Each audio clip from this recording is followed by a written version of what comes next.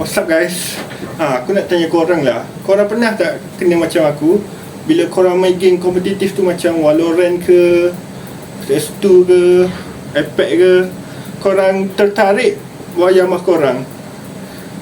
Aku pernah kena benda tu. Jadi sebab tu aku nak suggest kat korang pakai satu mouse yang aku guna dah genap setahun ni, iaitu Funtech Crypto 2 Wireless Gaming Mouse. Mouse ni sangat sesuai untuk gaming kerana beratnya hanya 89 gram sahaja. Mouse ni juga terdapat lampu RGB yang kita boleh setting ikut kesesuaian kita di software yang disediakan.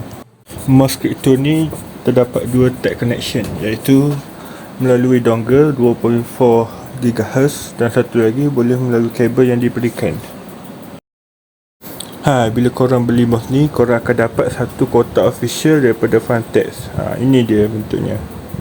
Bila korang buka, korang dapat lihat isi dalam dia macam ni. Apa je korang yang akan dapat dalam tu? Okey, pertama ialah kabel ni, kabel charge. Okey, yang kedua buku manual. Yang ketiga ialah kad warranty yang disediakan. Ini belakang dia. Okey, yang terakhir yang paling penting ialah mouse Funtech Crypto 2 Wireless Gaming. Okey, ini bentuk dia. Ini bahagian depan dan ini pula bahagian belakang.